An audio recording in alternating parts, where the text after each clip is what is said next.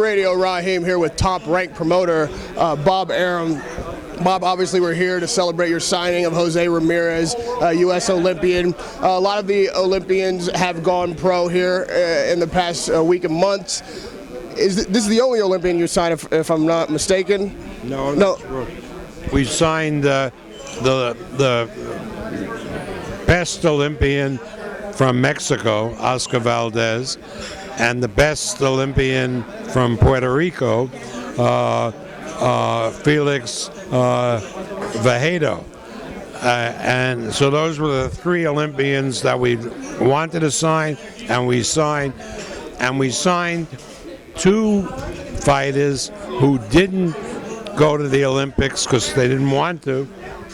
Jesse Magdaleno, who's one of the top young fighters, and Jesse Hart, Cyclone Hart's son, who's going to be a world champion at super middleweight. But this is the only American Olympian that you've signed, and my question is, why Jose Ramirez?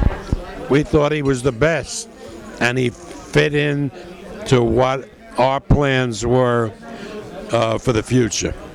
Now, you talk about the future. He's a lightweight, assuming that that's where his career will be for the foreseeable future. What fight fans and journalists tend to do as soon as someone like this turns pro is start to match him up and think where he's headed and what the best chances are for him to get a championship. And the lightweight division being so impacted, it seems difficult to imagine him not having to face, for instance, Golden Boy fighters. And this is something that we come up against every time. Bob, can you tell us, is there any chance that you and Oscar are going to be able to work out your differences and put these kind of fights together? Well, first of all, the young man is turning pro. If you look on how we build our fighters, he will not be fighting for a championship in the foreseeable future. That may be 3 years down the road. So a lot can happen in 3 years, and believe me, there'll be people that we can match him up with 3 years from now that'll make big fights. Yeah, there's no question about that. I mean, you've got a bevy of champions that are able to be matched up in your camp, as does the Golden Boy camp. But what fight fans are hungry for, and boxing journalists, is to see if there's a way that you and Oscar can come together to give the kind of matchups that we want to see. We're talking about 3 years down the road. A lot can happen in 3 years. So you're saying there's a chance? There's always a chance, but a lot can happen in 3 years. Let's see what's available, where we're going with him. It's going to be 3 tough years building him and the other Olympians that we signed, and let's see where we're going to go. But just for the fact that you said, well, let's see what lightweights he can fight. Well, he's a lightweight now. You see the size of this kid? He's going to end up to be a welterweight. Right, and not to push you on this, but the premise of my question was really to get at whether or not there are fights today that we don't want to wait 3 years to see. For instance, we just saw Abner Mares fight. Donaire is the premium at bantamweight. Is there a way that we can get these fights, these guys in the ring, so we can have established champions and the fights we want to see when we want to see them? Well, I can understand people wanting to see a Donaire Mares fight, and perhaps that can happen next year. But there's other fights for Donaire, if he beats Arce, that probably are more interesting, like Rigondeaux. I mean, Rigondeaux may very well be the best guy at 122. If I could take you back a little bit now to September and the Chavez fight with Martinez. It was a spectacular fight, maybe up until the Brandon Rios, Mike Alvarez fight was considered maybe fight of the year. First of all, can you speak to your reaction to the positive marijuana test for Chavez and whether or not we may see a matchup with Martinez? What are the possibilities there? Well, first, the plan is for Martinez to fight in Argentina and Chavez to fight in the United States against other fighters, obviously, in the spring, and then to have them fight in September if they're both successful. As far as the positive marijuana test, it is what it is. He smoked a joint a month before the fight because he had insomnia.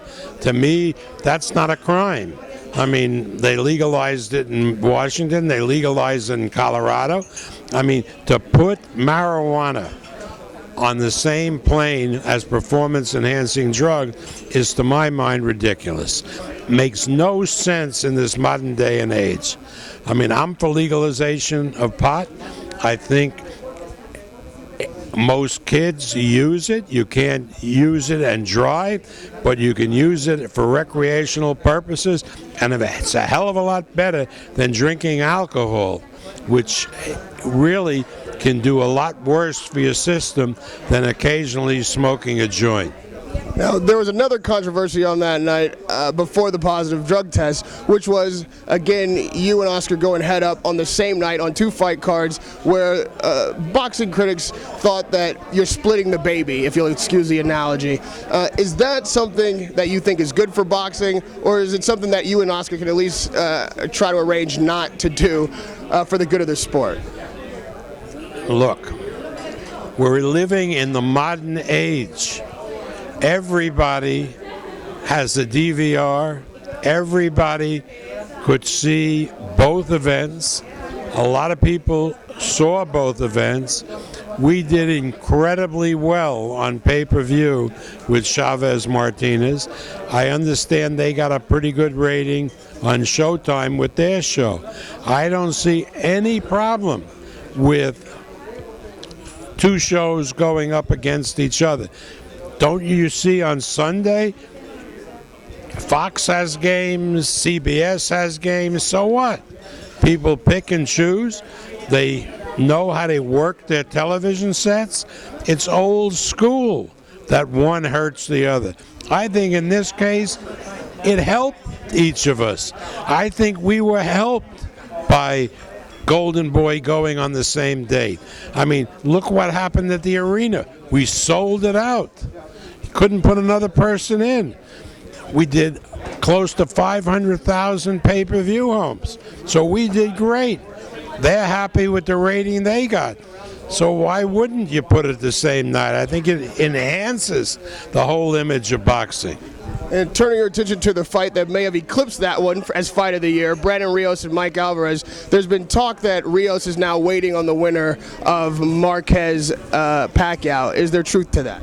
Well, wouldn't you, if you were Rios, wait to see how that fight turns out and see if you could get a fight with the winner? I mean, it's a lot more money than doing a rematch with Alvarado. Right, but these things are definitely partially, if not entirely, in your control. Is that a matchup that you're looking to make after the fight? It's up to the fighters. It really is.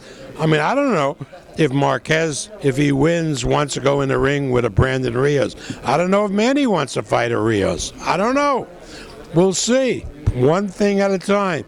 Come to me on December 10th or 11th, and I'll have better answers. Well, after that fight in the ring, it seemed that both fighters, being Mike Alvarez and Brandon Rios, agreed to a rematch.